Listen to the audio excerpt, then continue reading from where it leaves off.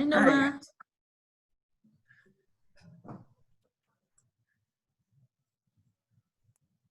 Okay, I think we have quite a few people in already. I know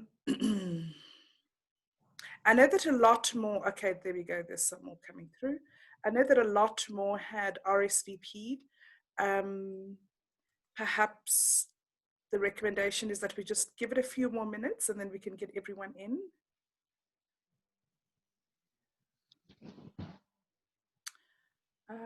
What are we on for time? Hey, Nomi. I can't hear you. Can't hear me. Can you hear me Now I hear you. Okay, I'm saying I didn't realize I was muted. Oh, are you good? Yeah, I'm good. I'm good. Good, good. Okay, everyone, I think, yeah, we are 5 minutes in. If we'll just admit people as they join the meeting. So I would like us to start. Thank you very much, everyone, for joining us, and welcome to this session. So in this session, we are going to be discussing how to navigate the National Arts Council application form. I'm not sharing an agenda because we only have one agenda item for today, and that's just that. And then we have Simangele Hlope. Just say hi, Simangele, so that everyone can see your face before you start sharing. Hello, everyone. So that's Simangele. She's going to be taking us through the application form this morning. And then we have the same panel we had from last week. Julie is going to be sitting on that panel. And then we've got the other ADOs as well who are on standby to assist, to answer all questions that you might have. So we just, again, the rules quickly as we did last time. If anyone has any questions, can we please ask you to type them in on the chat box? You'll see the chat box at the bottom, and just post your questions there. At the end of the presentation, what we will do is we will go through all of the questions that you've asked during the presentation, and then we'll take more questions if we have time after that. So we'll address first the questions that come through on the chat box, and then after that we'll open it up to further answers and questions and answers rather. Again, like we said last week, for those maybe who are new, if there are questions that we are not able to fully respond to during the session, kindly email us, and we're going to respond to those on email. We can also make our phone calls, our phone numbers available to you in case we need to actually take you through the application form telephonically if there are major issues that we are not able to address. So with that, I'm going to hand over to Simangele. I just want to see that I've allowed you to share here, Simangele, to share your screen. Okay. Okay, so yes, so I've allowed you to share, Simangele. Please see if you are able to log on onto your screen and start sharing, and then we just continue with the session this morning. Thank you very much.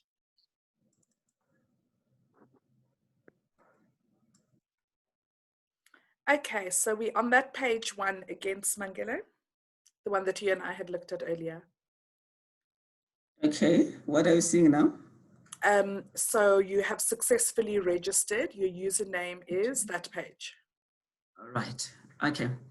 Okay. Good morning, everyone. We're going to start here. My thinking, or I'm assuming that we are able to register, because you have to register first before you can log in. So I'm going to log in, and then I'll take you through all the sections of the application. That's perfect. Okay. Thanks, Mangale. All right. So this is the first part that you're gonna see when you have registered. In this part, you have not as yet registered the application, but we have registered you as the person that will be filling in the application. So then below here, you see there is 2 applications here for individual and the organizations. So because we have done a run through, I'm gonna do the organization one because already we have tapped into the individual when we were preparing so that you can see exactly what is happening. But what I can highlight here, once you have registered, the application is gonna come up here because you'll find that sometimes when you go in, if already we have registered, we are not going to be able to see the open application, but you're going to see it in this fashion. So don't attempt and register the application again, but rather go up here, because when you click this icon, and then you're going to be able to view the application. But let's start by registering the new application. So we're going to go to this one, to the green icon, the plus one. Then when you click there, and then it gives you this section. So the first part, it says project title. So I'm gonna type the name of the project so that you can see, because what you do here, you name your project. Others, they prefer to also use the name of the organization. Let's say because Sorry, Sisma. Sorry, yes. Sisma. We're still on that first page. The one that says you have successfully registered. So can I ask you, just to stop sharing this one and then to go back and share the other one. Okay.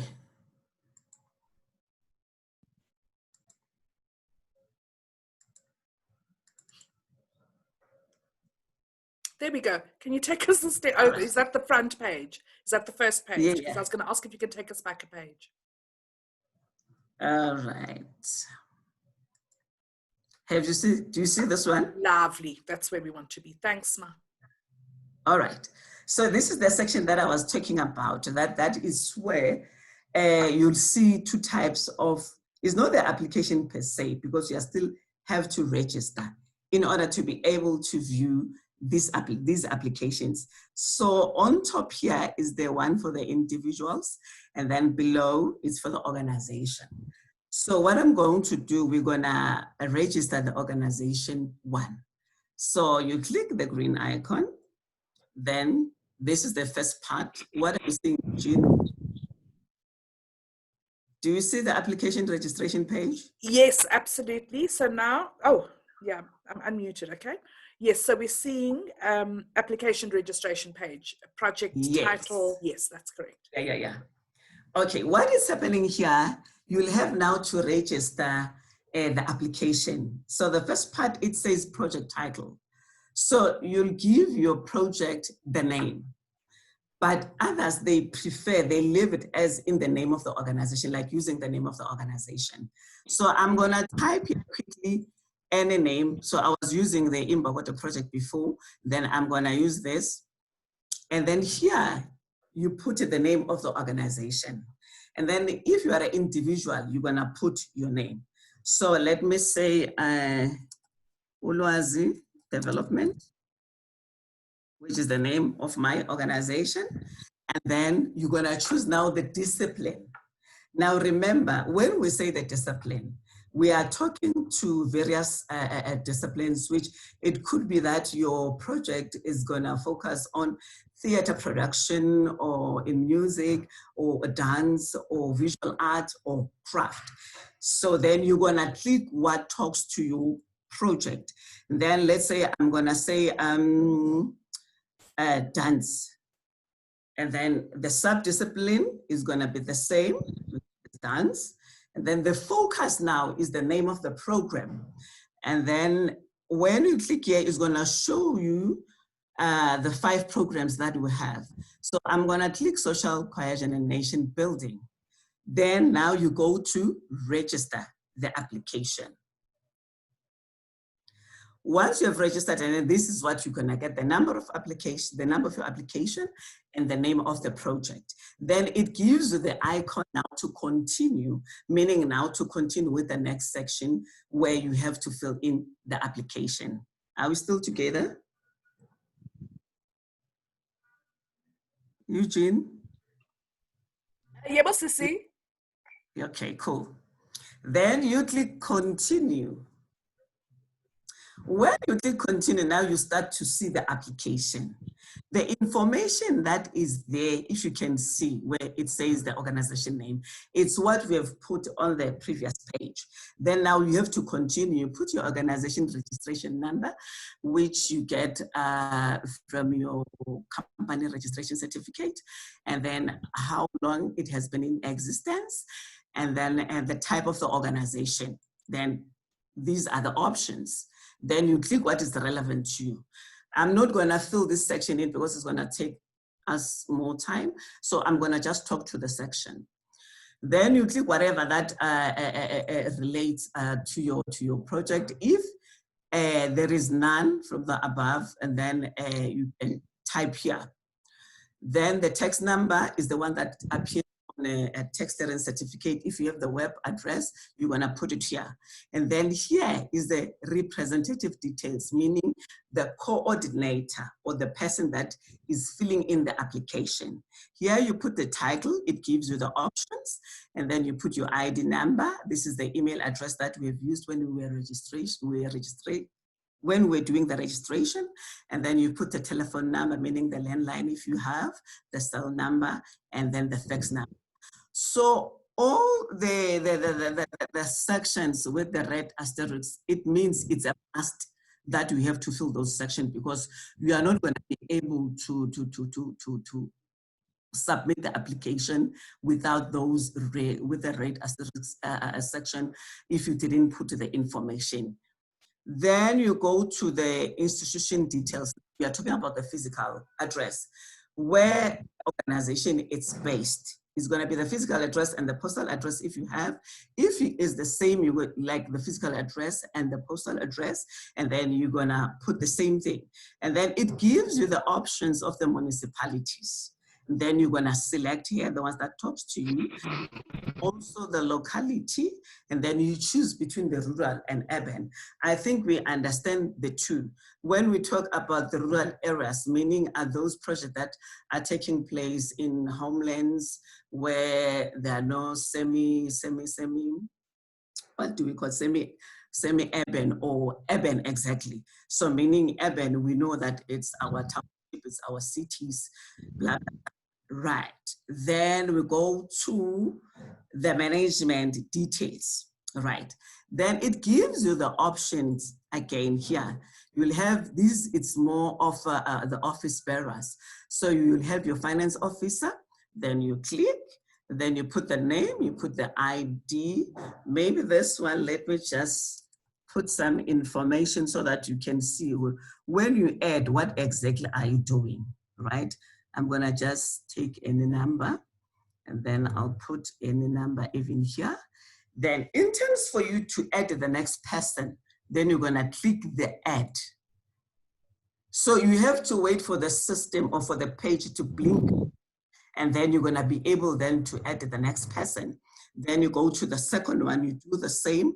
Above is and it's gonna be the management head. You put the information, then you put the add button. I think you have seen that. I'm not gonna do it again. Then now you go to the employee breakdown. So also it gives you the options. So you have the full-time, you have the part-time, you have the volunteers. Then you have the gender, you have the race, and then the number. So in this instance, then if we have, let's say you choose the full-time, the gender, it's female, the race, it's African, then you're gonna put the number. If you have 2 time members, and then you're gonna put a 2. And then if there is a person living with some disability, you put the number, you're gonna say 0. Then you put, you tap add. When you tap the add, it's gonna blink again, and then the information is gonna come here. Then the red cross, it gives you the option to delete if you made a mistake. Then you can delete here, and then it's gonna ask you that, are you sure? Then you say, okay. Then you see it's normal there. But the add is the same as the previous one. Now we go to the organizational achievement and rewards. It says in the last 3 years. So it could be that you have run some workshop and then you managed to get the accreditation. That is an achievement for your organization. And then you're gonna put the year here, and then the outcome, it's a certificate or it's an accreditation certificate.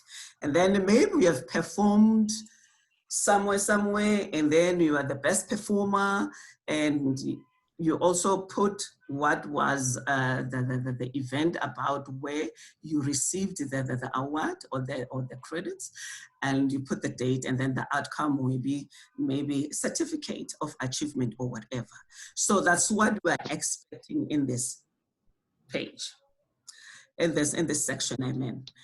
And then we go to the governance structure. So knowing that most of our people, organization, you'll find that the management, it also plays a role of the governance. So it's still okay, because it depends of how big is the organization and how well established is the organization. So the well-established organization, we find that the management team and the governance structure are two different bodies. So, but if it's the same, then that means you're gonna put, on the governance, you're gonna put the same people, and also in the management, you're gonna put the same people.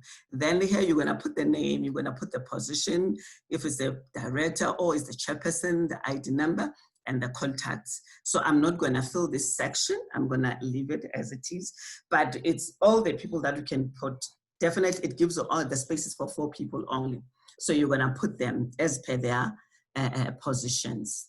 Then the last section of this page, here you put the names of the people that wrote or gave you the reference letters, the ones that we have requested. So it gives you 4 here. So I know that the NAC requested 2. But if you have more than 2, it's still welcome. So you're gonna put the name, you're gonna put the contact, and then you're gonna put the designation, meaning maybe it's a ward councillor, or it's a priest, or it's any community leader or a chief. So you put it here according to the letters that we have. Then you save the page. I'm gonna save so that you can see it if it's not fully completed, how it's gonna appear or informs you. Then I have saved. So now you see all these red, it tells you that these sections are not filled in. So meaning you have to be cognizant of that and go back and fill those sections. But what I'm going to do, I'm gonna leave it as it is and go to the second section. So the second section now, it talks to the project details. First sections is the timelines, when your project is gonna start. Definitely is the assumptions, because depending on when will be the outcomes. Then you choose the date, like currently the closing date is on the 19th, and if it still stands, the outcomes has to be end of June, meaning you can start with a project. It doesn't mean you have to stop if you are able to start without receiving the funding as yet. But then if you really can't do anything, you're waiting for the funding first, and then that means you're gonna start by July. Then let's say for argument's sake, you're gonna put July. Then the calendar gives you the option to choose the month, and then you choose whatever date that you're gonna put, and then you're gonna estimate when will be the end date. If your project is gonna run for 2 weeks, for 3 weeks, for a month, for 3 months, for a year, and then you're gonna demonstrate here. And then the duration, you're gonna calculate the dates that you have provided here. It gives you how many months. And then it says, which of the following will the project impact on, right? It gives you 2, 4, 6 values.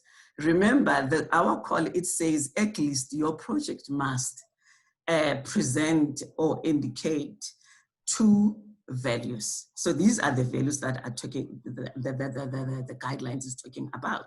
Then let's say you choose social.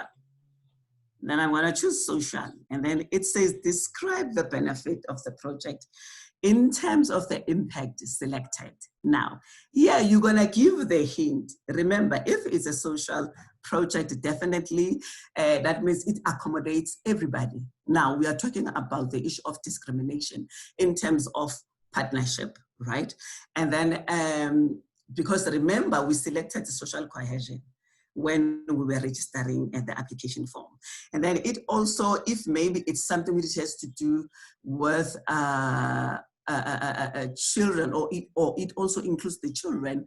And then we have also, just to give a hint to say the available children in that part where the project is going to take place, they are going to be considered, or the youth, or the female, also the gender counts. So then it's not a brief of the project per se. You just give the hint with actually participants that are going to be involved.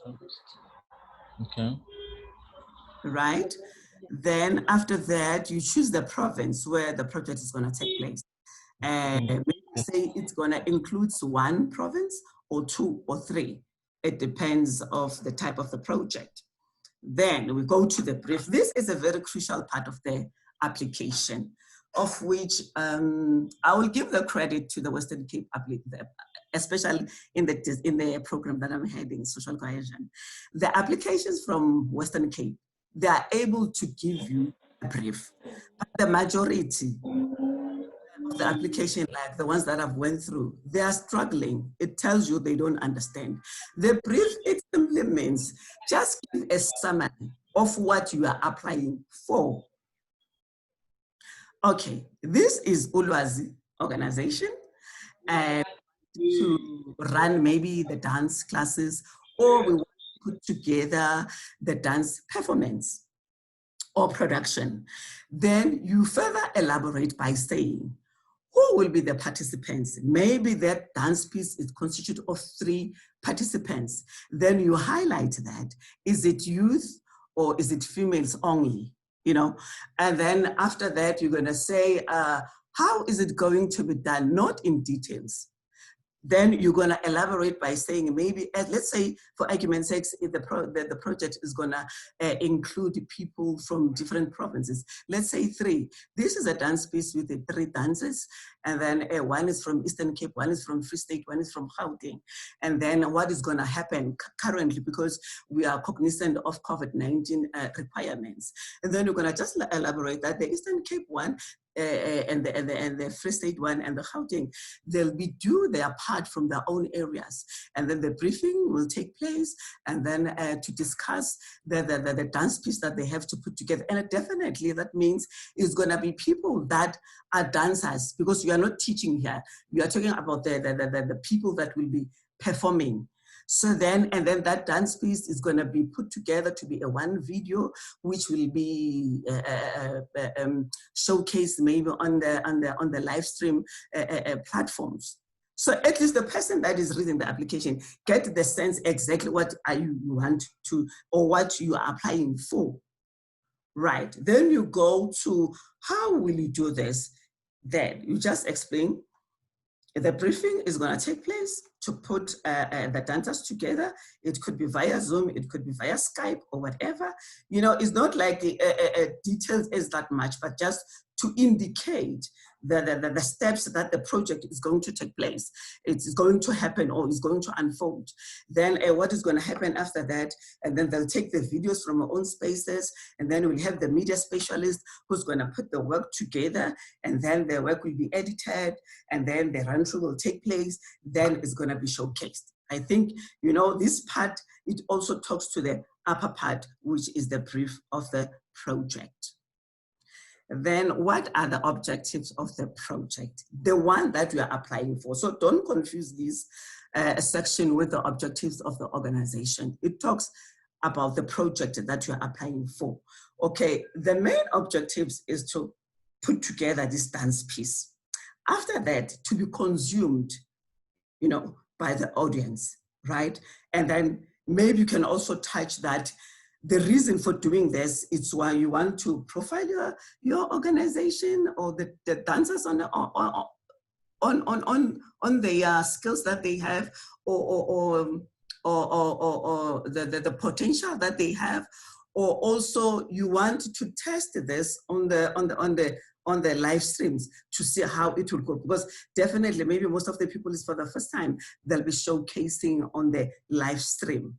But this, so that the ultimate outcome is going to be the arts to be consumed and to be enjoyed by the arts lovers. Then what other assistance will you require from the NAC other than funding? Now, they've made the example here with the report writing. You know, there are a lot of things that you can request, right? Maybe to be assisted with the basic business skills in order to know how to manage funds, or how to write a report, or how to fundraise, or how to, you know, lobby for partners, you know. So you can, whatever that can come in your mind as a need, though, of the organization. Then the following one, it says, who will benefit from the project? Definitely the artists on themselves, they are going to benefit. One, there is a platform that is created for them. There is a job that they've been given because they have to be paid for what they'll be doing. And also the more you do a thing is the more, you know, you get better in doing that thing. Definitely each and every performance that you do, you learn like a new thing. And then the organization, how will it benefit? So the organization is gonna benefit. One, if you got the funding for the first time, you're gonna benefit by learning how to use funding. That is one. Number two, the profile of the organization also will grow, because now on your profile, you're gonna be able now next time to state that we have managed to run a certain project, and then it was successful, and these were the benefits, blah, blah, blah. And so now that gives the organization also now the leeway to be able, you know, to work with other organizations, because remember, the more you showcase your work or work in the industry, there are a lot of people that are looking at you, and then it's easy now to access collaborations and also the partnerships. And then it says the community in which the project will take place. Now, currently the community or the audience is going to be the people that will be consuming your ultimate outcome on your Facebook, your live streaming. So it's no longer be like the basic community as before.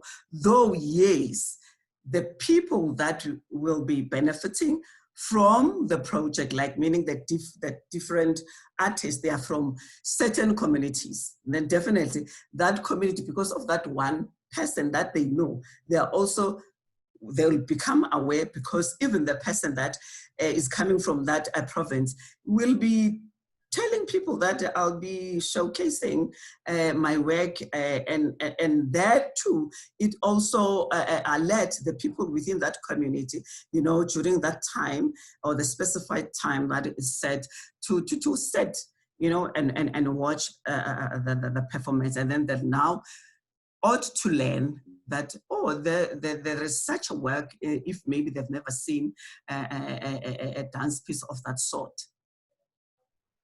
Then I will go to direct beneficiaries or beneficiary. So that it says how many people will benefit from the project. Now, it's difficult at this stage that you can say 100 or 120. Let's say if you'll be showcasing for the first time on a live stream. But then the direct beneficiaries now, you're gonna list the people that are benefiting direct, like the 3 performers, the project coordinator, if there is an admin, the people that will be assisting the organization by doing the admin is gonna also benefit, because all the people that are gonna get paid from this project, if this organization gets funding, then they're benefiting directly. They are not like the outsiders. They are inside the project. Then the indirect beneficiaries, these are the people that are benefiting, but the project was not meant for them, like your service providers, because definitely you're gonna need the service providers, right? And also, let's say in this case, the media specialist, you need it, okay, it's gonna fall under the direct beneficiaries. But let's say you have to put together the posters, because even on Facebook, if you're gonna have a party or the event or the performance that is gonna take place, you have to market your work. So the marketing person that will be doing your posters or the sending out to put together the information that talks to the event when it's going to take place. It's also the indirect beneficiary. But in a nutshell, is the people that are going to assist the organization in terms of doing the other parts that the organization can't do by themselves. Then you save. Again, if I'm gonna save, it's gonna show those red, it's gonna highlight or give you that red things that it shows like on the from the previous page that you still have to fill in those sections. So be cognizant of that. So in a nutshell, this section, it talks about the project, its own. Then we're gonna go to section 3. So the section 3, it talks about the project action plan. Now, here you have to present the structure. How is it going to unfold? And applicants, you should be cognizant that you have to write as if, actually not as if, you are writing for the person that doesn't know you, that doesn't know your project.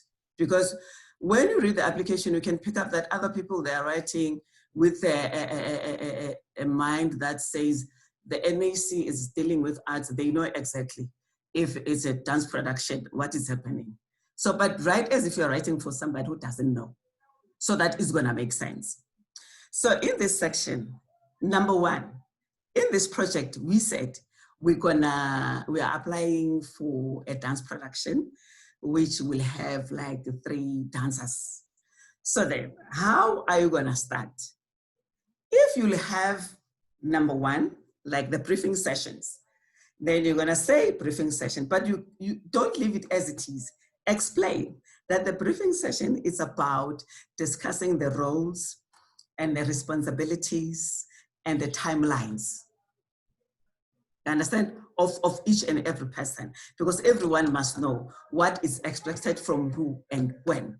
Then what is the reason of why are you doing that? Then you can assume like the time. Like it says the start date. You might have a meeting for 1 day. You might have the meeting for 3 days. You might have the meetings in between as the project unfolds. Then you're gonna put the start date and the end date. Then it says, where will this activity take place? Let's say for an example here, we said 1 dancer will be from Mpumalanga, the 1 from Free State, and then the 1 from Gauteng. Then you're gonna say the 3 dancers are gonna rehearse at their own spaces. And then the reason of rehearsing, we know, so that they're gonna perfect according to the briefing that was given to them, or according to the theme of the dance piece. And then the outcome, even there, you're gonna estimate the time, or how long, what is the sufficient time for them to rehearse until they get it right. And then the outcome will be that, number 1, okay, I think I skipped. Okay, let me give you first the outcome of the, sorry about that. Let me give you the outcome of the briefing session. The outcome of that is that you'll have the plan, the working plan, and then each and everyone will be clear with the roles and responsibilities. And then everyone will know what is expected from him or from her at what time. Then even in this section, once you finish to fill this one, don't put them all of them in this one section, because the system does allows you to add even here. Rather, in order for it to make sense, do one activity at the time, then finish, then add. When you tap add, it's gonna give you another section like this. Then now you go to activity number 2. then it's when now you're going to talk about the rehearsals of the three participants, right? And then when you are talking about that, as I've explained, that they'll be at their own places, and then the reason of rehearsing is for them to be ready for the actual performance. Then you click tab again, and then it's going to give you this part again. Then you go further and saying, maybe you touch on the marketing now. At that marketing, what will be happening with the marketing? What is it that, how are you going to market like your event in order to draw more of the audience to watch on that day? Like the person who have like the Facebook page, definitely have followers, you know, and the more you keep on posting, and then people, you know, they like, and also, you know, you prepare them. And remember, if you know how does the Facebook page works, people, they post a minute and a minute. And remember, if you have posted in the morning, by the time it's 4 o'clock in the afternoon, you'll never see your post anymore, meaning you have to keep on posting. So then we have now to elaborate how the marketing is gonna take place. The reason of doing that is so that by the time the date of the events comes, and then you have at least the number of people or the audience that will be watching the production. Then I know most of the people who have picked up here, they'll say, I will apply to the NAC, and then I will get the funding, I'll sign the agreement, and then I will report. So nothing is stated in terms of the unfolding of the project. But what we are expecting is what we want to see, how are you gonna implement this project. Then currently is COVID-19 also. Then highlight how or what measures are you gonna put in place, and how are you gonna manage that? Let's say this one, it's clear because people are separate. Others will find that it's a workshop. And then we have to put maybe 10 people under one roof. And then you're gonna talk about the social distancing, you're gonna talk about the sanitizing, you're gonna talk about quarantining the place where they'll be, and the tents that they are going to take. So, but because currently I'm more focusing on the one that we've made the example with, I think I've done justice on this one. And then we are talking now about the core team. So when we talk about the core team, remember, when the project is gonna take place, there are those people that are key, right? Definitely the project coordinator will be part of this.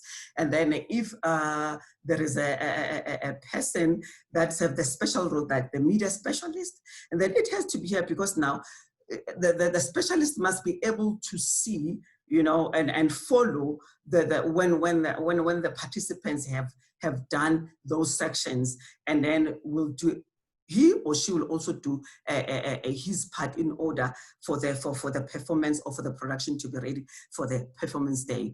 And then definitely the management is also the core team, because they have also to manage that other things in order, blah, blah, blah. So then you're gonna put them here, and then you're gonna put the capacity, their capacity. When we talk about the capacity, we are talking about still the position. And then and also the dancers, they are also the core team, because they are the ones that they'll be doing the actual work other than the other ones. Then also it gives you the tab or the add key. So you're gonna tap here to put them one by one, right? Then you save again, and then it's gonna blink, and then it's gonna, if there are no things highlighted or writing highlighted in red, that means everything is in order in that page. Then we go to the budget. Now, the budget, it is important that your budget talks to your action plan, and it also talks to your briefing that you have provided. Because it happens that when you go through the budget, you'll find that we talked about the 3 dancers and the dance production. But when you come here, you are no longer seeing any, because the expectation here is that we want to see the rehearsal fee of the dancers. We want to see the performance fee of the dancers. We want to see the fee that is going to be paid for the media specialist. We want to see the fee that is going to pay the project coordinator. We want to see the marketing, the money that is going to be allocated towards the marketing and the communication, because there'll be meeting that will be taking place over the Zoom or over the Skype or whatever. And then we're expecting to see the admin fee, because definitely there'll be the writing of reports, there'll be the collection of the data and the stats, probably from your live streaming, because you must have a plan. How are you gonna manage your audience? And also we are expecting to see the auditors fee. We are expecting to see the transport, because as much as it is covered, there are things that will make you to travel, you know, from one place to another, in a nutshell. And then if maybe there is a need of the costume, and then we are expecting to see the costume. Right, we are not expecting to see the money to buy a car, which we have never mentioned before, even though we don't fund the purchasing of the car. Then the sections are two here. One, it says the project amount. The other one, it says requested amount from the NAC. Why the two? It's because you'll find that you have sourced the funding from other funder, and then definitely for the same projects. And then you're gonna say maybe the communication you were when you do your calculation is gonna amount to 30,000. But because you have sourced another funding where they've compensated you maybe with 10,000 towards the communication, then from the NAC you're gonna request 20. So you have to demonstrate that unless if there is no other funding that you have sourced or you have been promised towards the same project. Then here you have to list the other funders that they have already funded you for the same project, or maybe the money that as an organization you have fundraised for the same project, then you allocate these monies here. And definitely because these monies are here, then the expectation is that the amount that it's here is gonna be deducted from the project amount, the original one. And then the difference is what you are requesting from the NAC. And then if you have been funded previously by the NAC, please fill in this section. And then it gives you only for 3 years. Then state the year, the funding number, and the amount that was granted towards your organization or towards your project. Then here is the list of other funders where we have applied for funding for the same project, but they're not as yet confirmed. So you put the name. If it's NLC, then you're gonna put National Lotteries Commission, and then you're gonna put the telephone number, the status, and then it's gonna give you the option that is it confirmed or it's unconfirmed, or even if it's confirmed, maybe you are not as yet received anything that is written. And then you put the date of the application. Then you also save. It's gonna do justice to you if you have filled in everything in order. There'll be no red writings. Then we go to the last section, which is the uploading section. And then here, it gives you options to submit. And the maximum that it can take is 10 megabytes. So I will give just a tip to say, if the document is huge, you can try to convert it to a PDF, because PDF, it shrinks the document. But if not so, you can split your documents. And then because this, it gives you the option to upload up to 2, up to 3, up to 4 documents. So when you upload here, you choose file, and then remember, the easiest way is to scan all your documents to your system. And then you label them. Please label them. If it's a certified ID, and then you're gonna say certified ID, and then original text clearance, your quotations, your CV, blah, blah, blah. So that is gonna be easy for you. Then you put them in one folder, then you're gonna choose from that folder, and then you're gonna choose and then you upload. And then once you have uploaded, where it says no file chosen, it's gonna now give you underneath a blue writing, which means it's uploaded. And then on your far right, it's gonna give you the red writing with a delete, meaning it gives you the option to delete. It doesn't mean it's wrong. It gives you the option that if maybe you have uploaded the wrong documents, then you can delete and re-upload. And then please, please, please, please upload. Upload everything that you have to upload. And then I know like the last portion, the last part, it says capacity building projects only, meaning it talks to those ones that will be running like the workshops. And then there are other elements that are not talking to other projects, so be cognizant of that. And another thing is that the system is not able to read what we have uploaded. So that is why it's very much important. And what I've picked up, our people, they are not honest in most of the time. Like here, the issue of latest organizational original bank statement, you know, and then, okay, they'll put 1 month in bank statement. And then when it comes to audited financials, and then they'll also put the bank statement. Remember, you have to comply. So meaning here, if we have never received any funding, then request your auditor to write a letter to mention that, rather than putting just a bank statement, not stating anything why you don't have the audited financial statements. Though it is possible that you can have the audited financial statements if you have the bank account, but knowing that it's not all the time that the bank account, it has money. And also it's not all the time that the organization or the individuals, they have the money to put together the audited financial statements. Then when we have uploaded all the required or requested documents, then you go term and conditions.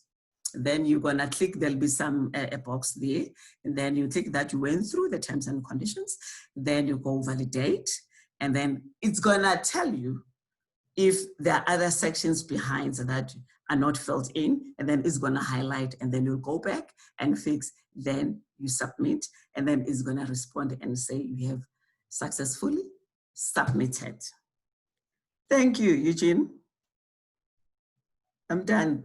Thank you very much, Puleng. I mean, sorry, I'm responding to Puleng in a chat. My apologies. So I will stop sharing. Yes, you can stop sharing. Thank you so much, Simangela. That was a brilliant presentation. Thank you very much. We're now going to open up for questions and answers. Simangela, just a quick question before we open to answers and questions and answers. The individual application would be very similar in nature, correct? Yep. Yes, okay. It's almost similar, especially the sections that we have touched. The only difference is that the application will be in the name of the organization, and that also the compliance documents will be in the name of the organization, of the individual. Yes, perfect. I hope everyone is able to understand that. But I see, Simangela, we now have quite a few questions that are coming up on the chat board. I'm going to read through those questions that we have not been able to answer to directly, and that might be beneficial to everybody else in the group. And then we can just have yourself and Julie responding. Julie, who else on the team can we have? Well, there's a few people from the NAC. If there's anyone else from the NAC that would like to respond to a question, just raise your hand or just unmute, and then you can just respond to those questions if you feel that we've not responded adequately. So I'm just going to take some of the top questions that have come up. And maybe for the benefit of everyone, those who are not watching the chat box, just respond to those. And also, sorry, if I could also say, while we are answering questions. If you can just note on the chat box, I see not everyone has responded, but if you can just note on the chat box which province you are connecting from, it's just good for us to see who's here, where are you coming from, where are you connecting from, so that we know what sort of reach we are able to get through these Zoom sessions. Okay, so I'm going to respond to some of the questions here quickly. So somebody asked if the project takes place before the NAC funding is released, are we able to back pay ourselves for work that we've already done prior to the release of the NAC funding? The response to everybody on that is no. The NAC does not fund retrospectively. We will only fund activities that take place after we have released funding to you. So the question, the answer to that is no.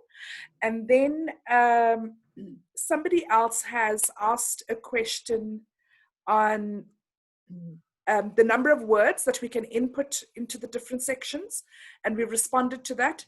So where it says 50 words left, it means that there are 50 words that you can input in that section. Where it says 100 words left, it means that there are 100 words that you can input into that section. And the maximum for a section on the application form is 1,000 words. Also, your project plan will be able to elaborate further on things that you are not able to input directly on the boxes in each of the spaces that we provide on the application form. Okay, so I hope we've responded to that one clearly. I'm just trying to go through to the next questions. Musa, I'm going to come back to you afterwards to ask you to just ask that question, the first part of the question, because I think we didn't respond to it because we didn't understand. Thanks, Musa. I see your thumbs up. Okay, so I'm just going down. And then somebody else asked, can we put in summaries on the budget section? So for example, include all the amounts of the dances in one tab on the budget section and then upload the detailed budget. Absolutely. So instead of putting for each dancer, for Smangela, you're paying 500 Rand, for Eugene, you're paying 200 Rand, and so on. Just say all the dancers or all the performers are going to be paid 5,000 Rand. And then if you want to elaborate on that further in the application, the detailed budget that you're going to submit, you can do that. Smangele and Julie, I want you to start thinking about, thanks Julie, I see your thumbs up, thank you very much. I just want you to start thinking about another very good question that has come up, but before I ask you to answer that one, I'm going to read one question and then ask you to answer it. Somebody has asked, what are the top 3 to 5 mistakes that applicants make when submitting an application form to the NAC? Very, very good question. I know of a few, but I'm going to leave that to Julie and to Simangele to respond on that. But before we respond to that, I just want to take another question that has come up on the chat box. Somebody has asked if we will make this video available and you'll be able to go back and and watch the video later. Yes, we're going to put this onto our social media platforms. The one from Friday should be coming up today, and this one will also come up later on this afternoon. So we're going to make this exact video that we are all in now available on the NAC website and on the chat, and on our social media platforms. So you can go back, watch the video, and if you have any questions, just email us. So back to the top 3 to 5 mistakes. I'm going to ask Julie to start first. Let's give Smangela 2 minutes to breathe. After Julie has responded, Smangela, I would like you just to weigh in as well and to answer on that. Puleng, I know you are also on the chat. Can I please ask you maybe also just to add, if there's anything that our 2 colleagues, Julie and Smangela, maybe have not noted, maybe there's 2 or 3 that you also know of that you can just add to that. So we'll take Julie first, Smangela second, and then Puleng third. Thank you, Julie. Thank you.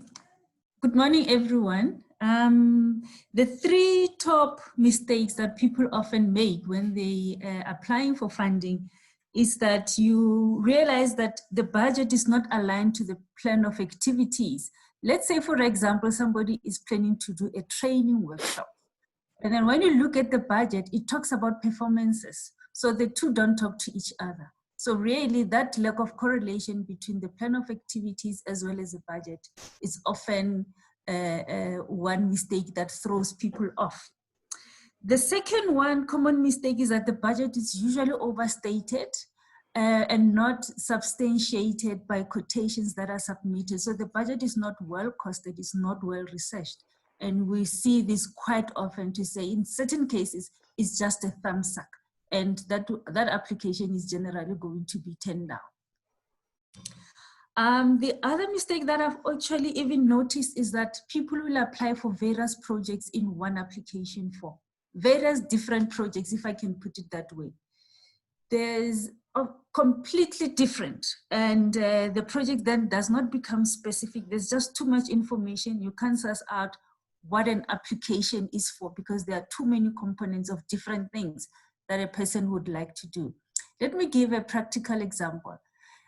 We know that projects can happen in various phases where there could be, say, for instance, creation of a choreography, training, which is aligned to the new choreography itself, rehearsals and performances. That you can see is just a logical flow of a particular project.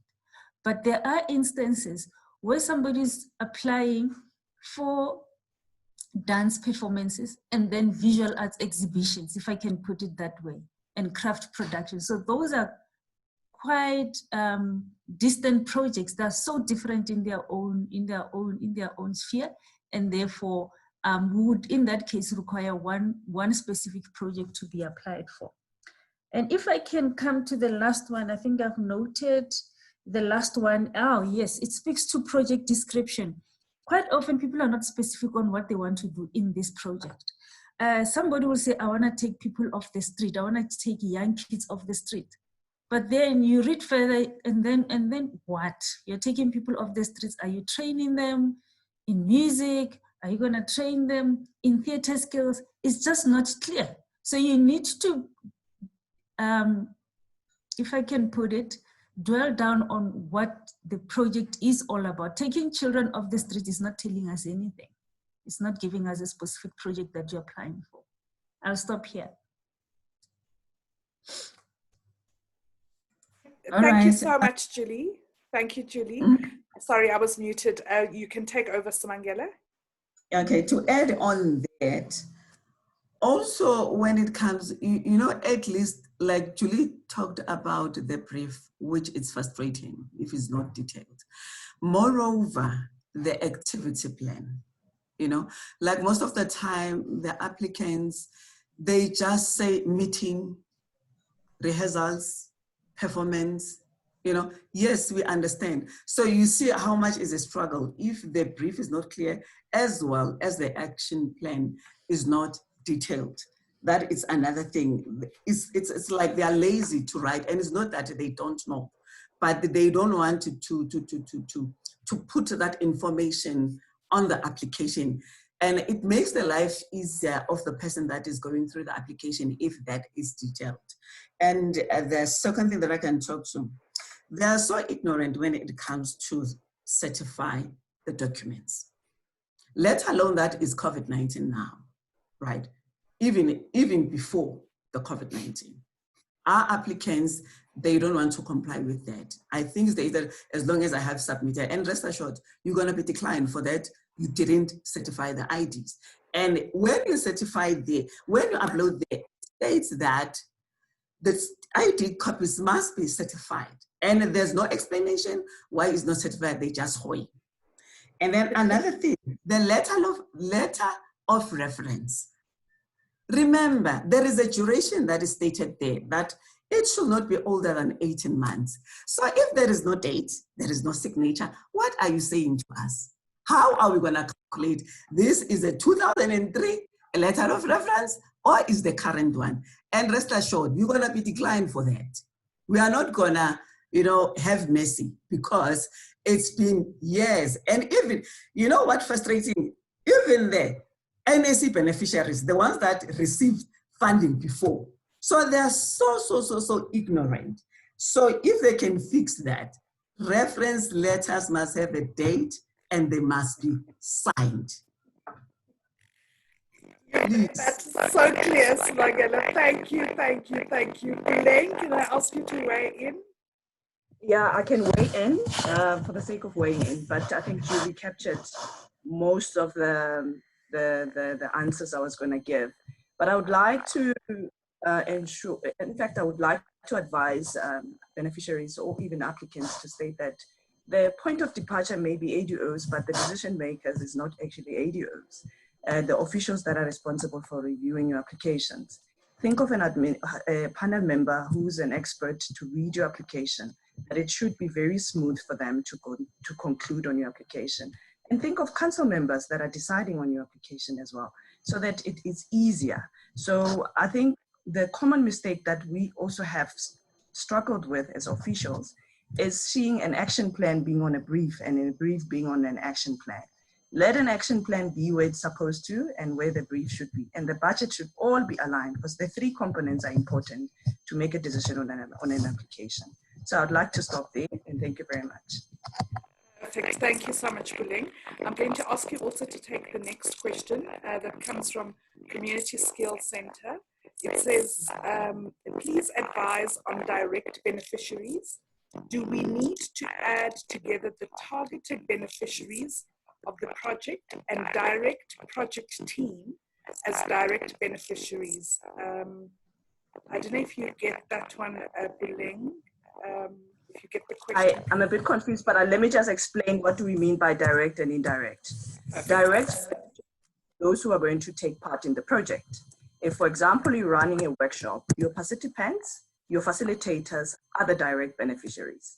And then indirect is those who are going to benefit outside, particularly if you're going to give an outcomes as to how the project or the workshops, the outcomes of the workshops, and also the suppliers as well. Those are going to supply in service providers who are going to supply in your workshop are indirect beneficiaries. But the direct beneficiaries are the participants, those who are involved, the coordinators, your facilitators, the participants also, as well, they are direct beneficiaries. I hope that clears up. Perfect. The person, let me just see who answered that question. Community Skills Center, have we responded to that sufficiently? Community Skills Center, you can unmute and then just let us know.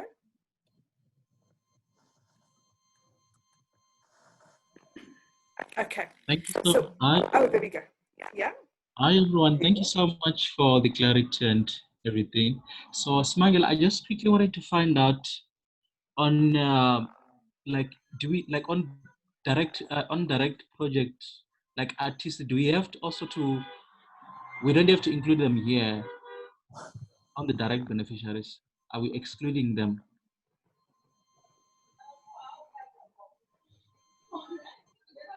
I'm not clear. Which ones are you excluding? Okay, I'm referring to the people that will be providing capacity building for. Yeah. Yes. Are we not including them on direct beneficiaries, or we only include the people that are involved on the project, like project team? Let's put it like this, in simple terms. The direct, as Blake has explained, the direct benefit are the people that the project is about them or it's for them. Meaning without those people, there is no project. Yeah. I am assisting. Yeah, I understand you, Smangela. What you're saying is the artists, for example, benefit directly, so they're the direct beneficiaries. Perhaps your facilitators and your capacity building trainers and those people could be noted as indirect beneficiaries, but the training or the project is not specifically for them, but it's specifically for the artists. That's the way that I understand it. Yeah, there is a very thin line there, because we understand at the back of our head, we understand that there will be no workshop without the facilitator. But the workshop is not meant for the facilitator. the workshop is meant for the participants. So the participants become the direct beneficiaries. Yes, because it's all up. Perfect. Thank you very much, Smangela. The next one is from Paula. If a company has not received any funding before and currently doesn't have the means to hire an auditor to produce audited documents, what does one submit? Okay, sure. Puleng, yes, Puleng. I did respond to it. Oh, you responded to it. Yeah, I did respond to it. I just also want to, just for the benefit of everyone, it's important that as we apply as an organization, ensure that all the documents are submitted. Unfortunately, we are at the era or at the point where leniency is really not fair for those who can support, who can give us the rest of the documents that we need. It's important that when you apply as an individual, all the requirement documents are submitted. If you're applying as an organization, all the supporting documents that are needed, you do submit them. So if you know very well that you're an individual and you can still bring the concept as in an individual capacity, do that, rather than having to apply as an organization and give us incomplete information. So it's important that when you decide that you want to apply as an organization, ensure that all the supporting documents are there. And if you're applying as an individual, all the supporting documents are there. It's as simple as that. To that also, Puleng, that when you're applying as an organization, in your budget include auditors' fees, so that at the end of the process, you're able to have those documents audited, if that is what we require from you. So include that, and also we know what auditors' fees cost. So don't tell us that it's going to cost 50,000 Rand for a 50,000 Rand project. We've received stuff like that before. We know what the auditors' fees are. So also don't overstate that. And then there was another question from Witumelo, which says, there was mention of letters that would need to be submitted. Please explain that further. Would it be a letter from clients we have worked with? Yes, it would be letters from people who can vouch for the work that you have done before. If those are your clients, that's who you're asking for a letter from. If it's other artists that you worked with, that's who you're getting a letter from. So I think that should be pretty clear. Then we have another question from Lebachan. I'm not sure whether I should consider myself an individual or organization when I apply. I'm a visual artist, but I treat my practice as a business where I am just a director and self-employed at the same time. Lebachan, that's going to be up to you how you want to apply, whether you want to apply in your individual capacity or in the capacity of your Okay, and then we have from Arlene. Hi, thank you so much for the session question. For the end date of the project, does it need to correlate with NAC's financial year end? Puleng, can I ask you to take that one since you're already on the floor? That's a bit unfair, but Sorry. Yeah, no, it's fine. Julie, don't you want to speak to this? Okay, Julie, I could. Look, the normal timeline for a project is obviously 12 months for people to carry out their projects. So it does make sense for us from an administrative perspective for the end dates to be aligned in a way, but nobody is forced because our funding also is not disbursed on the 1st of April. So we are cognizant of that. We just want people to respect the timelines of the project, the maximum period being 12 months. It does not necessarily have to be aligned to the NAC year end. If it can, so be it, but if it can't, people are not forced. Thank you. Thank you very much, Julie. From Solly, hi, my project is an artist development program which will be carried in a form of a music workshop. According to workshop guidelines, an organization needs to provide a list of participants to be trained, and this needs to be uploaded in the last part of the application. My question is, what should I state in that upload option, as my identification and selection process will only begin once my project is granted funding, because I believe it will be unfair to approach possible participants for the workshop and getting their hopes up about an upcoming project that I'm not sure it will be granted funding in order to happen. Very good question. Mangela, can I ask, or Julie, can I ask you to take it? Yeah, let me take this one. I've already answered on the chat.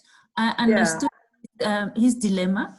My advice was that he gives us the profile of the participants that he is anticipating to have in this workshop. Also indicate where they come from and the number of participants that will be involved. I think that that would actually even assist, including as well the selection criteria that he intends to use. Yeah. Thanks. Thank you, Julie. From Disamelo, I only receive my bank statements on the 10th of every month. If I submit April statement as my last bank statement, would I be penalized, I assume, as I intend to submit on the 5th as advice from Julie at last week's session? No, you won't be penalized. No, I don't know. correct. No. They won't be penalized at all. You won't be penalized. Yeah. Then from Zinhle, would you please advise what is funded for a script writer creating a script on an individual project? Who would be direct beneficiaries in a case where there is no audience?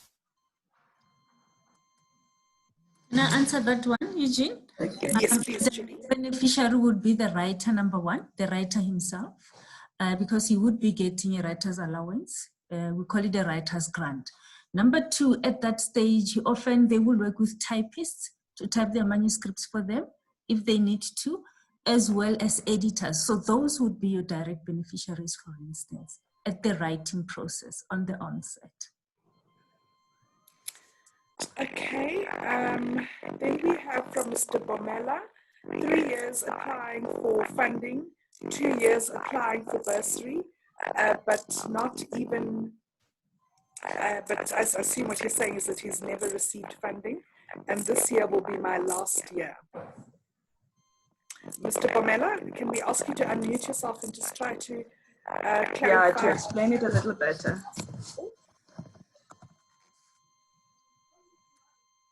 Mr. Bomela? Okay. Hi, ma'am. Oh, hi, Mr. Bomela. Hi. Do you Yeah, hear me? Yeah, Bo. Yeah. No, I was not asking. That is what is just my suggestion that I was trying, but I think maybe if you can't meet requirements, I think it's a problem. But I'm happy now because you explained this to us, so you understand why sometimes you are not getting funding. So thank you very much. I was not asking. I was just a suggestion. Making a comment. Okay. Yes, and also I just want to add that sometimes it's not just a non-compliance, or it's not that you have not submitted all the documentation, or it's not that your project proposal was not good. Often it's also because the funding we have available is so limited for the number of people who are applying for that funding. So we just also need to be cognizant of that. It's not always that there's an issue with your application. It's just that we don't have sufficient funding to go around. But always try to make your application the best application so that yours is considered above all the other very, very good applications that we do receive.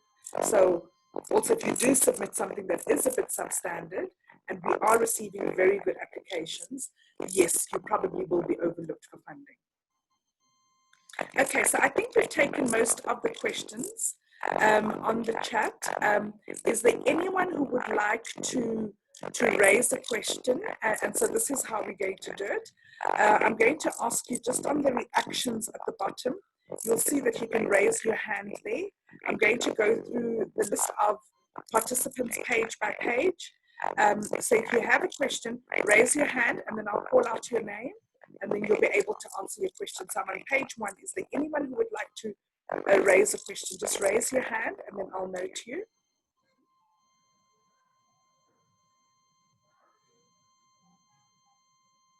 Okay.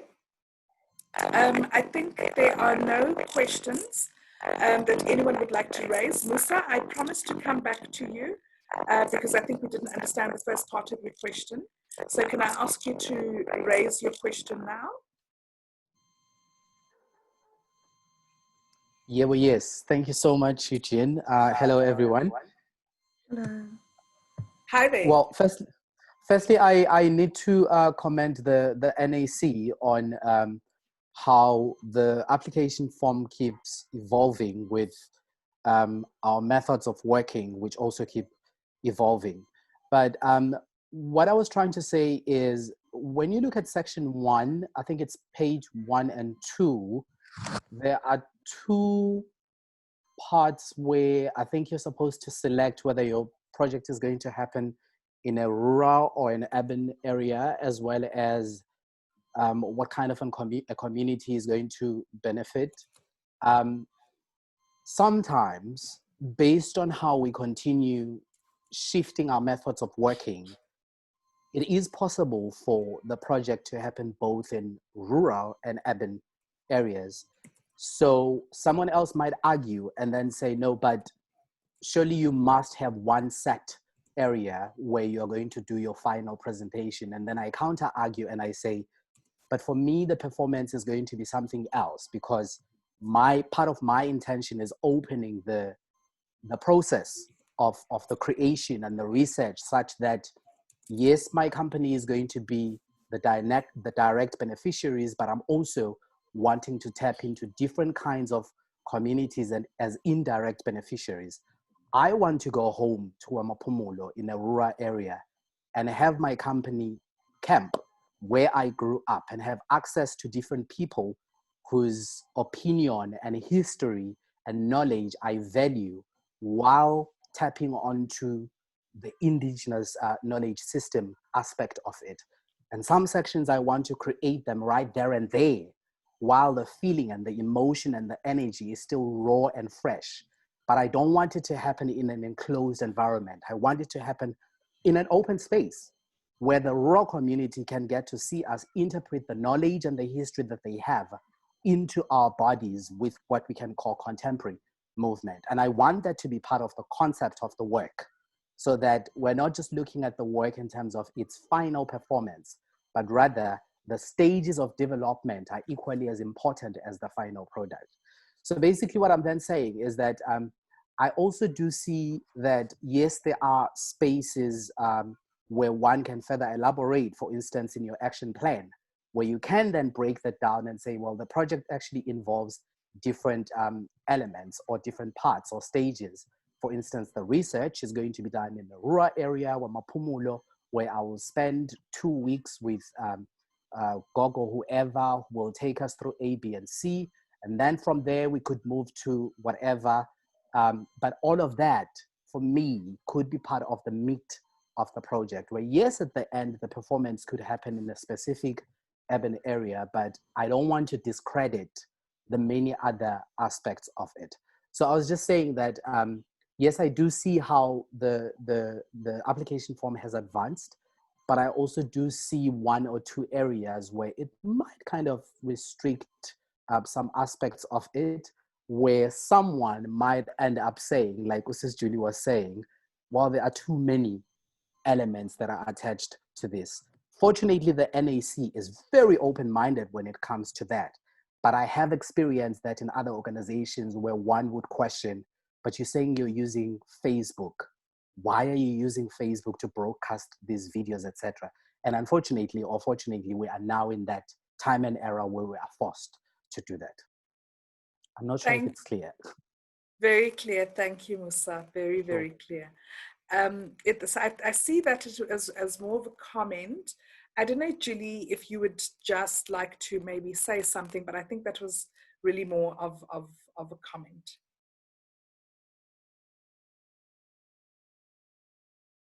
Julie? Sorry, I was muted. Yes, thank you, Musa, for acknowledging the way the NAC works and supports that the artists are creative people and quite often will come up with various ways or modes of delivering on their art projects. Last week, I did mention that we do acknowledge and support multidisciplinary productions or interdisciplinary productions, as long as that information is clarified and it's presented logically and in a linear way in terms of fulfilling the project outcomes. That will be very welcome, as long as it's clear and straight. We understand that it's for one project that is specific, but you will have to go through other consultations in the achievement of your outcomes. Thank you. Wonderful. Thank you, Julie. We had a question coming through, or a raised hand from the Community Skills Center. I've just unmuted you. I'm trying to unmute you. Okay, I can't unmute you. Can you unmute yourself and then you can just ask a question? Community Skills Center. Good day. Hi, can you speak up? Are you quite Yes, low? all right. I wanted to ask that as much as we're using technology, I wanted to know if, let's say I'm applying online and I'm filling in the form, then I find out that I really do have a mistake whilst I have already submitted my application. Do you guys give us a chance to actually rectify it if I have probably a valid reason how that went down, and how can I go about it?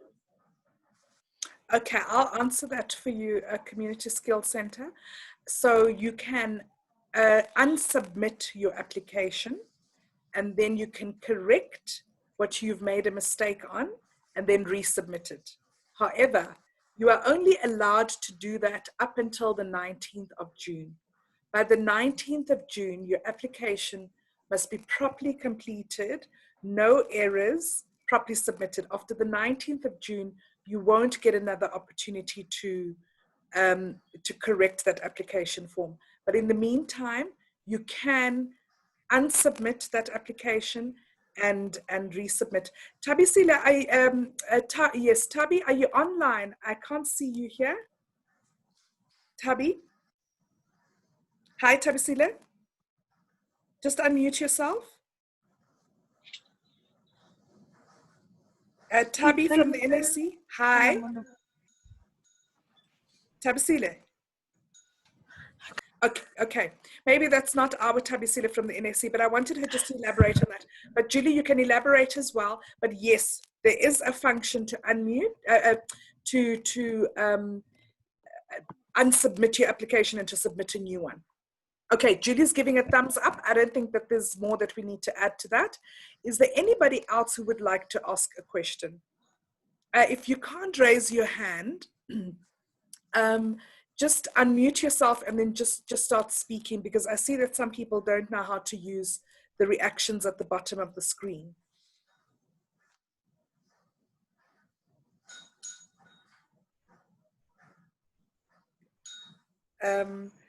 Okay, Khanya, is that how you say it? Raise the hand, please ask your question.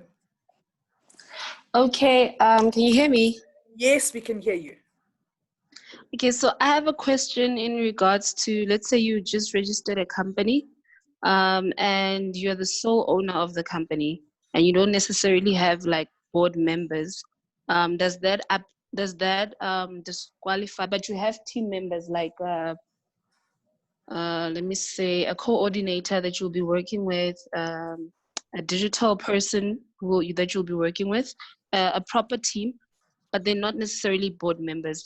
Will that affect your application if you apply as an organization, or should you rather apply as an individual?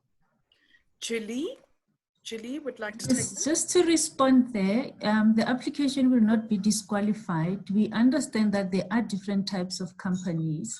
I mean, traditionally, there have been those that, are sole proprietors, the PTYs and so forth. So those do not necessarily need to have a board because of the way they are registered.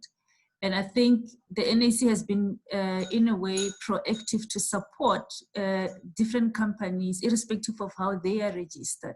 Because if you go to the National Lotteries Commission, for instance, If you are registered as a private company, you wouldn't be supported. But we do understand that companies need to start somewhere before they can be self-sustainable. So the answer is your application will not be disqualified if you do not have a board. But it is important to state that you are a sole proprietor or a PTY, because if you're an NGO, it is expected that you would, according to the registration processes for companies, it is expected that you would need to have a functional board. So you just need to be careful with that as well. Okay, thank you so much. Thank you very much. Thank you, Julie, for responding to that. Then we have a question on the chat from Mr. Bomela, who's asking on behalf of somebody else. So it says, so basically he's asking if somebody else can submit for material and studio equipment a proposal directly to the email address. No, unfortunately, we will not accept it. All applications now have to be COVID-19 compliant. We're only taking applications on GMS, on the online platform. We will not be accepting any hand-delivered, written, emailed applications. So unfortunately, no. And then the second one is this online funding application. There is a question that says, which things do you wish NAC can assist you accept this proposal? Does that mean that the NAC can assist you on your wishes even though you have failed in your application?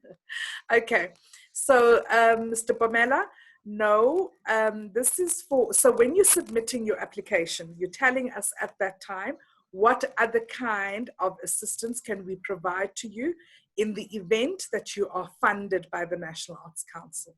However, what we are also looking at is from applicants in general.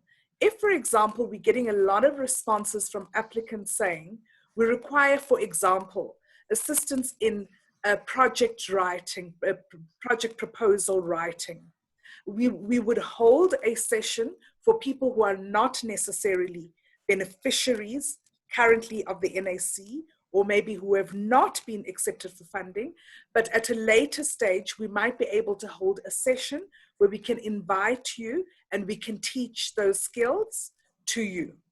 So I think, I'm hoping that that's clear, but generally the assumption is that once you become an NAC beneficiary, how can we support you? But if we're seeing a lot of responses of people saying, teach us how to complete the application form in a more in-depth way, teach us how to write a proposal, teach us how to do budgeting, we might be able to hold a session for you, even if you are not an NAC beneficiary. Julie, am I correct in that response? Yes, you are correct. Okay. So yes, I think that's everything then that we have answered. So last takers, and if there's nothing that comes up, we're going to end the session. I think we've gone to 1 hour, 30 minutes. So if there's anyone who would like to ask a last question, Community Skills Center, I see a thumbs up. I'm assuming you are satisfied. Anybody else that would like to ask a question? Sorry, ma'am. I actually want to ask a question. Oh, sure. Yes. Yes. It's a follow-up question from Khanya. Yes. So I wanted to know if we are a new organization that doesn't have any audited files as yet, and we have not yet been sustainable up until 3 months, because apparently they're saying 3 months audited files that they usually need. So how does one go about it to submit those? And if I don't have them, do they give us an opportunity to actually explain that we have just started and we're just looking for funds for us to be able to go forward? Julie, can I give that to you again? Yes, I can respond to that one. Look, the reason why we need audited financial statements is part of our due diligence as the NAC, because you really would like to support people who would have had a track record of managing public funds. So it's quite important that even though you have just started, you still make a record. You have an accountant and record the project activities, the income, the revenue that you have, and the expenses. Because then over time, you're gonna need to apply through us. So my advice to you is that do not apply this time around, because it's gonna be turned down because we do not have audited financial statements. As Puleng has mentioned earlier, it's better for you to apply as an organization, and as you gain the funding and managing of the funds, and ultimately you can show a record that you have been using public funds correctly and you've accounted for them. That's basically for us to ensure that we give funding to organizations that show a track record. That's very important of Wait. managing finances. Can I please ask there? Yeah. Ask in regards to what you just said now. Are you saying that we should rather apply as individuals and then with time? Oh, okay. Yeah, I think Julie meant it's best to apply as an individual firstly. I know Julie said as an organization at first, but I think what Julie meant was apply as an individual at first, and then once you build up a track record, then you can go on and apply as an organization, and then you can start doing audited financial statements and that sort of thing. All right. No, I understood. Thank you. Okay. 2 more minutes for anybody who would like to ask a question. Disemelo, Azuke, Lebogang, Mohau, Michael, Galaxy A2. Is there anyone else who would like to ask a question? Gauhelo, Sitembiso. Is there anyone who would like to ask another question? Gauhelo, we can see you. You can just shake your head if there's a no or a yes. Okay. Okay. Anybody else? Okay, Mahal has raised a hand, and then Lebogang has raised a hand. Okay, so fine. Let's start with the first one. Please go, and then we'll follow with Lebogang. Good afternoon, everyone. Hello. Hi, Mahal. Yes. My question is more related to the previous question. What if your company has been doing some projects where there hasn't been any substantial funding in your account, but you will be able to maneuver, like organizing events in such a way that you are just being given a place for free. You are able to get things up for free. But right now you want to go into a project where there's funding available. But then in your company, you have like a structure, like I'm running an NPO called OPIAT, and then I have a treasurer who's a registered accountant. Can he, on behalf of the organization, write a letter saying that we haven't received any funding? Will that actually help with the audited statement? That is my question.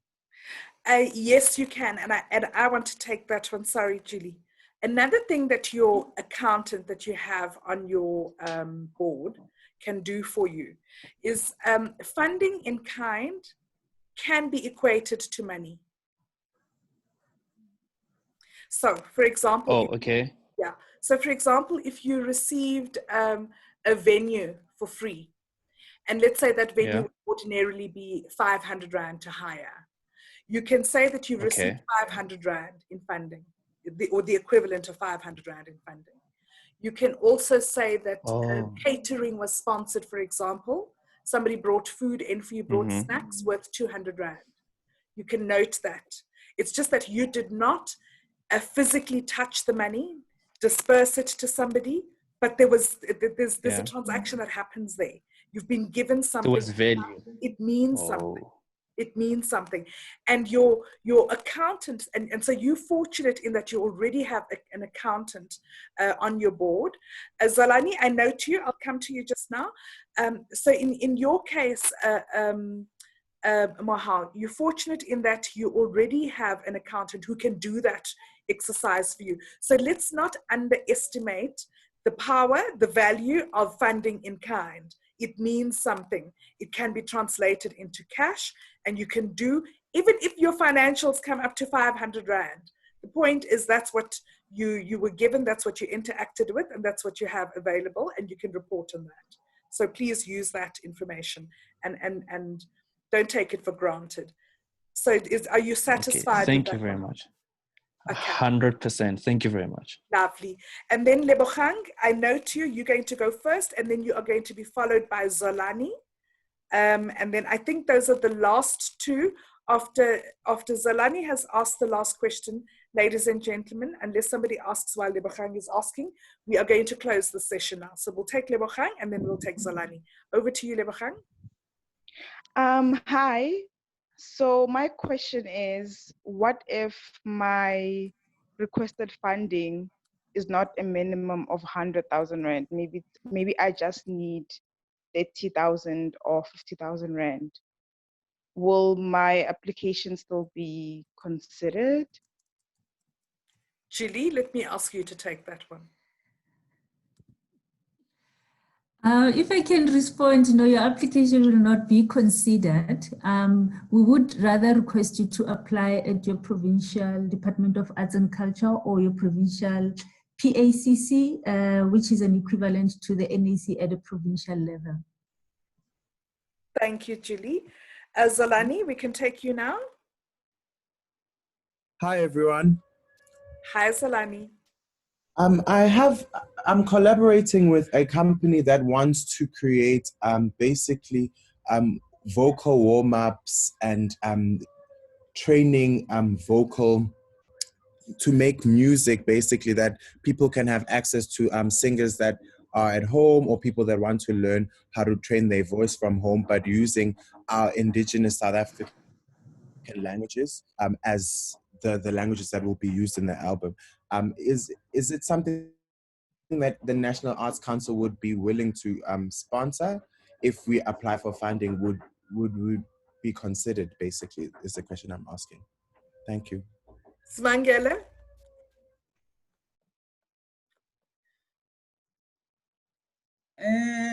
Because it's part of the music. As long as when we are applying, you're going to be able to present.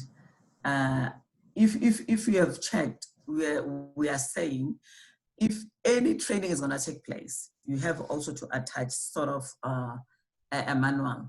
I know that people will say we don't have manuals, but remember the manuals is only talks to the steps that when we are doing that vocal training, what is it exactly that you're doing? What is it exactly that you want to achieve? Because the ultimate outcome is going to be a piece of music. But now, because currently we have just highlighted that only vocal, definitely I don't think it's only vocal, but maybe the core is a vocal part. So yes, the NAC can fund that. You satisfied, Zolani? I am, thank you very much. Yes, I am. Thank you. Julie, can you give us closing words and then we can finish the session? Okay, thank you once more, Eugene. Thank you once more, participants. It was good to have you once more and wishing that we will have you again in our next sessions. This was a lovely session and it was quite important for people to ask the relevant questions that they were not sure of. And I will hope that what we have presented is certainly going to assist you in filling in your application on the grant management system. It is quite important that you adhere to the requirements, particularly with compliance documents, because we're quite deep. We have verification teams that check that the compliance were in order or not in order.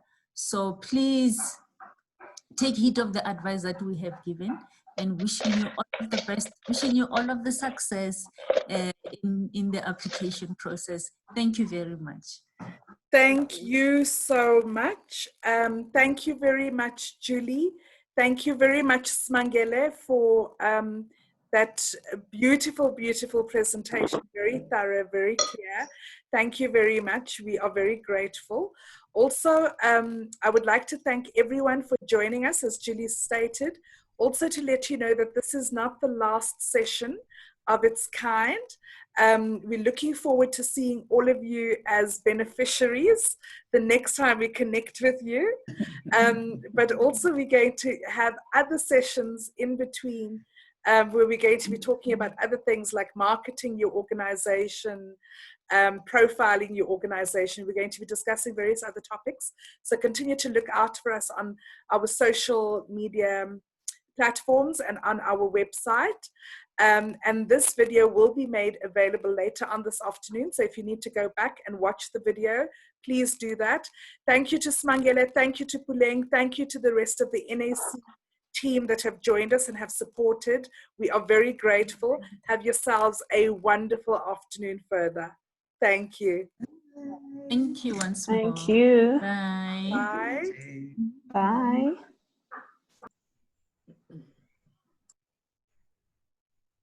Bye, everyone. Bye. Bye. Bye. Thank you. Bye.